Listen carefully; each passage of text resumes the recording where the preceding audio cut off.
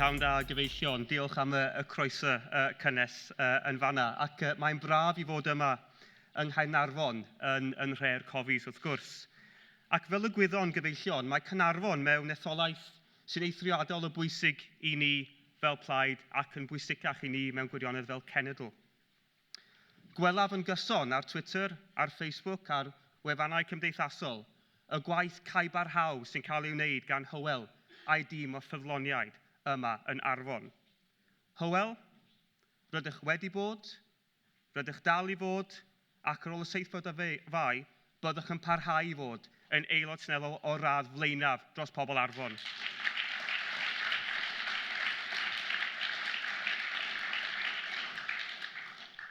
Friends, it is, as I said, a great pleasure to be here today. And my journey to this podium, to this point of my life is different, I'm guessing, to most candidates. It is one of cleaner to candidates. I currently work as a secondary school teacher. In the past, I worked as a cleaner in the NHS, and before that as a dockside worker. And like many people across our nation, I have looked down the back of the sofa for loose change to buy essentials such as bread and milk. I am fiercely proud of my working class upbringing and working class roots. The election is almost upon us. We can touch it, sense it, feel it. Friends, make no mistake, our nation stands at a pivotal juncture. January was for me a defining month. In the month of January, we saw the Labour Party descend into a giant Tory-eaten mess.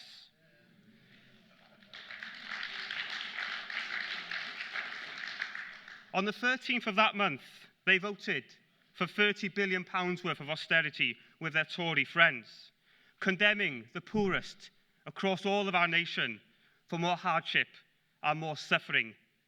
Millionaire Miliband said jump, and his spineless colleagues asked how high.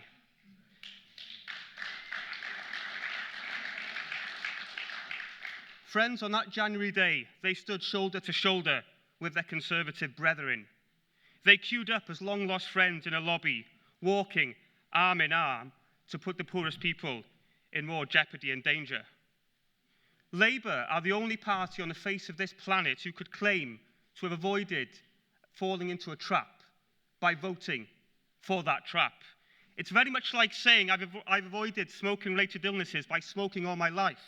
Or perhaps I've avoided getting oil in my hands by performing an oil change on the car without any gloves. And I do genuinely wonder, as a proud socialist, I do genuinely wonder if on that January day, the Labour MPs thought of the people's lives they were damaging. As they brushed their teeth in the morning, as they sat in the back of a black cab on the way to Westminster, as they chatted and laughed with their Tory chums in the lobby, did they think of the people? Diane Abbott, Labour MP, herself described Labour's actions on that day as a great disservice to the people of the United Kingdom. Conference, let's say this clearly. Labour has sided with austerity and the Tories. Plaid Cymru has sided with decency and the people.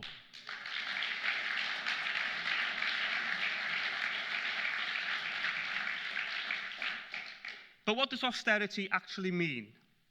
Pain, suffering, hardship, stress, and more poverty. It's a national embarrassment and disgrace that in Wales, 200,000 children grow up in poverty, 15% in severe poverty. This is Westminster's ugly legacy wreaked on our young people. And according to Save the Children, the welfare cap supported by the Tories and, yes, their friends Labour, condemns possibly 345,000 children across the UK going into poverty. Labour are so far removed from their working class roots, they're now in orbit. And let's be blunt, Westminster has failed Wales. The branch parties have failed Wales.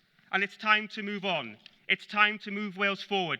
It's time to build a stronger nation for all our people.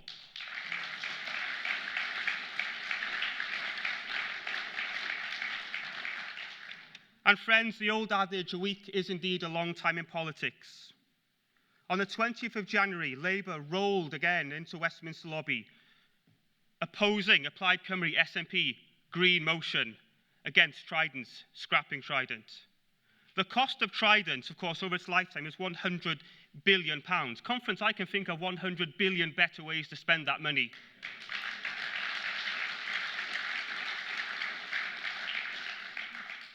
And this at a time of increased use of food banks across our nation and indeed beyond.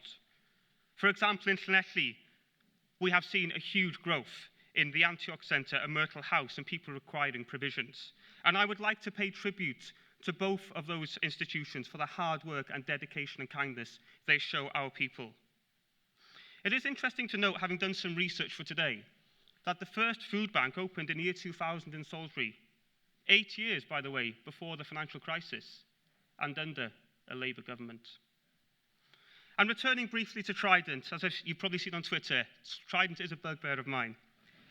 The cost to Wales would be £5 billion over its lifetime, £1,600 for every man, woman, and indeed child. Friends, let me say this clearly. You spend for hope, not fear. You spend for belief, not despair. And for goodness sake, you spend for life and not for death.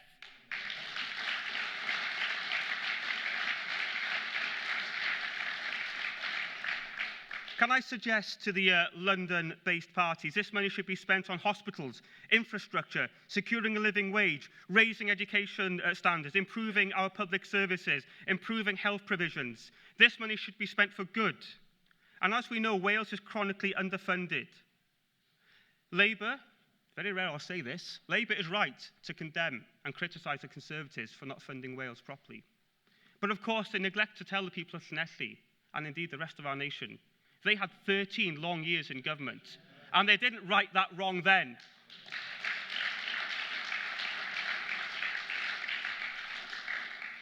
I'm guessing launching wars, introducing PFI and supporting tuition fees takes up your time. Now, Conference, I'm no mathematician, and my school colleagues would laugh at that statement because I really am not. But I'll tell you this, 13 years times £300 million equals the people of Wales being let down again.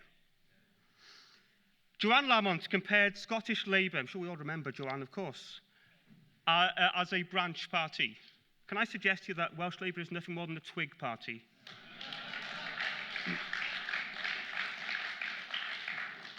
Pathetically swaying in the Westminster breeze, bending to the demands of Ed Office. And as we look at Carmarthenshire County Council, led by Labour and the Independents, is putting up council tax by 4.85%. This at a time when the chief executive of that council earns £180,000. Ed Miliband talks about the cost of living crisis. His party implements it in Carmarthenshire. And to make things worse, if possible, the IFS has stated that under a Labour government, the Welsh budget will be cut by 2.2% and the Tory government by 5.8%. We are reduced to the Oliver Twist of nations, pleading for more with a begging bowl in our hand. This has to stop. We have people across our nation on their knees, panicking at the thought of the postman appearing with that extra bill that could push them over the edge. The same is true, of course, in Llanelli, Carmarthenshire, and across the UK. And despite our rich and varied history, and boy, do we have one in this nation, our best days are ahead of us and not behind us.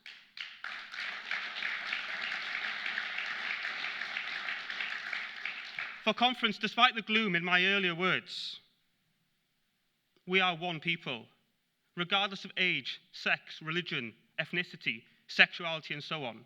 Other parties use these categories to divide us. A future prosperous Wales must use these so-called differences to unite us. And my vision of a Wales is a nation which protects the weak from the strong, the powerless from the powerful, the poor from the rich, the have-nots from the haves. A nation which does not discriminate against others or pander to the whims of the mainstream media. A nation which values its youth, for they are indeed our bright, bright future and our greatest asset. A nation which believes in equality and social justice for all. And Conference, we must never swelter under the unbearable heat of racism and oppression. A nation which raises living standards and distributes wealth equally. a nation with a distinct voice that will not be dragged into illegal wars by America or England. Friends, I said during a speech in Llanelli along with David Wigley only recently, Plaid Cymru, unlike indeed the London Party, will never fight in the gutter for the anti-immigration vote. And I will say this clearly now from this platform. We will never dance to the beat of the UKIP drum.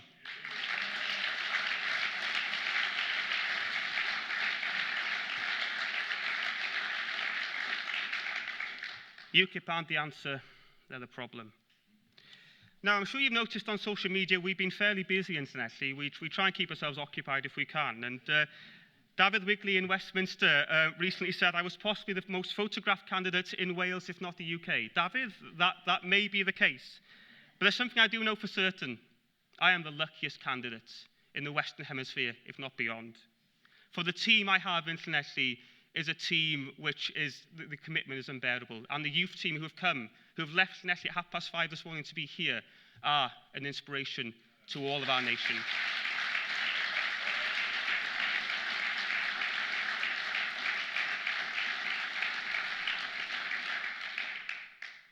For almost a century in Llanelli, 93 long years, we've had London's voice. It's time we had Llanelli's voice in London, and our time is coming. We're not going to vote Labour anymore and go to the back of the bus. We're going to vote Plaid Cymru and have the steering wheel and control our own destiny.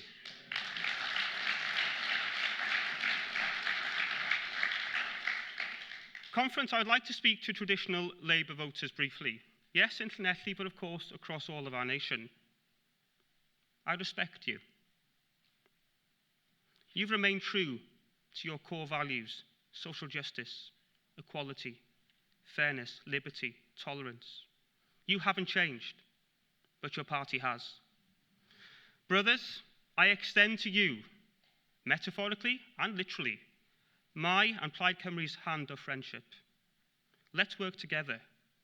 Under Tony Benn, a man I much admire, we had Old Labour. Under Tony Blair, we had New Labour. Under Miliband and Balls, we have Blue Labour. And I know you won't agree with all of Plaid Cymru's aims and objectives. I understand that. But the fight is a bigger fight. It's a fight against injustice. It's a fight against the poorest people being kicked around by the Westminster establishment. Join us. Let's fight together. Let's fight for all of our people.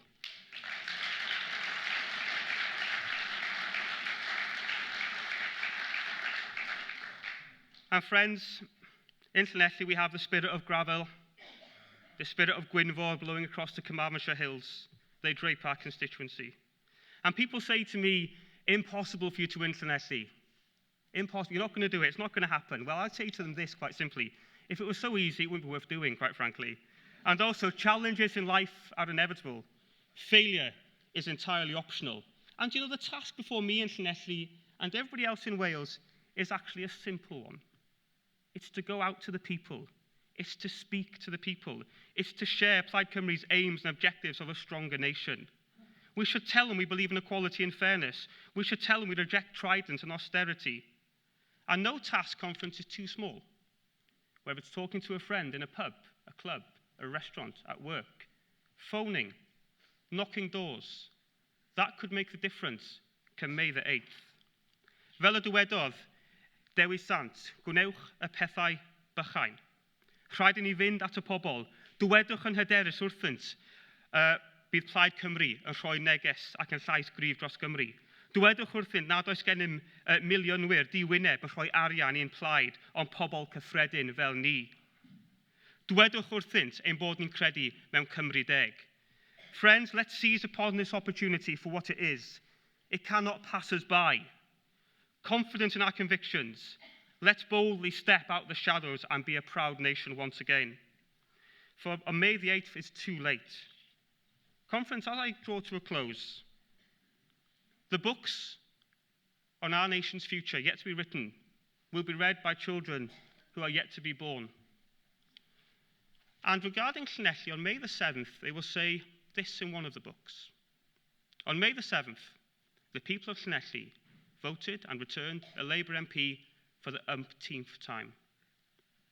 In a second version of the history of that day. The book declares to its readers, on the 7th of May 2015, the people of Llanelli, and indeed across all of Wales, demanded a better, a stronger, a fairer future. They rejected austerity, they rejected trident and wars. They supported hope over fear, ambition over despair, and fairness over inequality. Friends, this is our time. Ymlaen yn hyderus, ar hyd y llwybr serth, yn gwybod mae wenundod mae nerth. Friends, I will finish these fundamental questions.